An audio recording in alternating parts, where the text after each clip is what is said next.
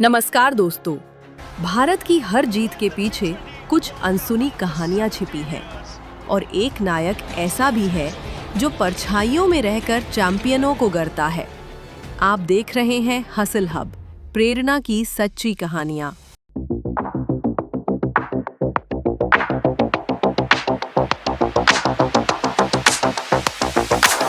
अरबों प्रशंसकों की गूंजती तालियों के बीच हम नायकों को देखते हैं।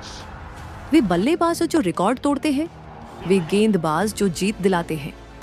लेकिन क्या हो अगर भारत की जीत की कहानी उस आदमी की भी हो जिसे आपने शायद कभी ध्यान से नहीं देखा? एक ऐसा आदमी जिसने परछाइयों में रहकर चैंपियनों को गढ़ा है। यह है राघवेंद्र द्विवेदी की अद्भुत कहानी। एक ऐसे व्यक्ति की जिसे सब रघु के नाम से जानते हैं। उनकी यात्रा शुरू हुई 24 साल पहले कर्नाटक के कुमटा में, जब उन्हें एक असंभव फैसला लेना पड़ा। उनके पिता ने पूछा, तेरे लिए क्या ज्यादा महत्वपूर्ण है, पढ़ाई और जिंदगी या क्रिकेट? बिना किसी झिझक के जेब में सिर्फ 21 रुपये लेकर राघवेंद्र अपने घर से निकल पड़े अपनी तकदीर की ओर। वह एक सपना लेकर हुबली पहुंचे, क्रिकेट खेलने का सपना। लेकिन हकीकत बहुत कठोर थी। पूरा एक हफ्ता शहर का बस अड्डा ही उनका बिस्तर बना रहा। जब पुलिस ने वहां से भगा दिया तो उन्होंने पास के एक मंदिर में शरण ली और फिर पूरे 4.5 साल एक श्मशान घाट में गुजारे।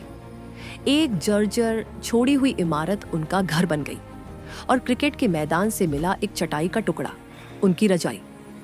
इस संघर्ष के बीच किस्मत ने एक और बेरहम वार किया। दाएं हाथ में फ्रैक्चर ने उनके भारत के लिए खेलने के सपने को चकनाचूर कर दिया। बहुत से लोग हार मान लेते, लेकिन राघवेंद्र ने नहीं। उन्होंने ठान लिया, जो सपना खो गया है उसे किसी न किसी रूप में पूरा करेंगे।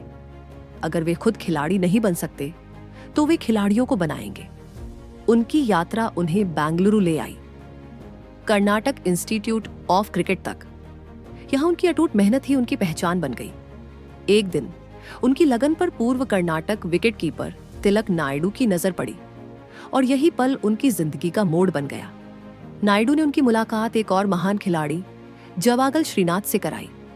रघु की सच्चाई और समर्पण से प्रभावित होकर श्रीनाथ ने उन्हें कर्नाटक रणजी टीम में शामिल कर लिया। कई सालों तक रघु ने बिना वेतन के काम किया, अक्सर भूखे पेट, लेकिन जुनून से भरे दिल के साथ।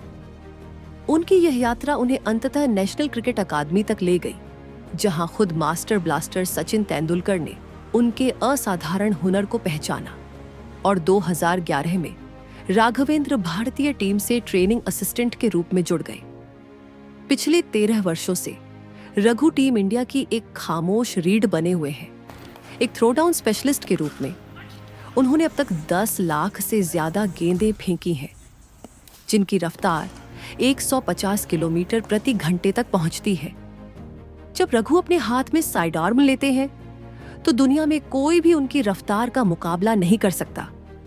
जब रोहित शर्मा बिना किसी मुश्किल के सिर के बराबर ऊंची गेंद को छक्का मारते हैं, दुनिया दंग रह जाती है। जब विराट कोहली तेज रफ्तार गेंदबाजों के खिलाफ शानदार शॉट खेलते हैं, स्टेडियम गरज उठता है। लेकिन उस परफेक्शन के पीछे होती है रघु की अथक मेहनत और थकी न जाने वाली भुजाएं। विराट कोहली ने एक बार कहा था, आज मेरी सफलता में इस इंसान का बहुत बड़ा हाथ है, लेकिन इनकी मेहनत को अक्सर दुनिया नहीं देख पाती। फास्ट बॉलिंग खेलने का जो इम्प्रूवमेंट हुआ है 2013, 14, 15 वाले फेज में, वो उसमें मेजर कंट्रीब्यूशन रघु का है। जो लड़का सिर्फ 21 रुपये लेकर घर से निकला था, आज भारत की हर जीत के पीछे का एक अहम सूत्रधार बन चुका है। उसकी लगातार मेहनत, उसका त्याग और खेल के प्रति उसकी अटूट लगन आखिरकार रंग लाई। उसे मिला वर्ल्ड कप चैंपियंस ट्रॉफी और साथ ही अनगिनत सम्मान। जो कोई यह सोचता है कि उसकी जिंदगी अब खत्म हो गई है, वह राघवेंद्र की कहानी से प्रेरणा ले। यह उस इंसान की दास्तान है जो श्मशान घाट से चलकर विश्व क्रिकेट की बुलंदियों तक पहुंचा। वह है वो कन्नडिगा जिसने चैंपियनों को गढ़ा, वो अनसुना नायक, वो अद्भुत रघु। आप देख रहे हैं हसल हब, जहां हर कहानी सिखाती है कि असली जीत मैदान से नहीं, मेहनत से मिलती है।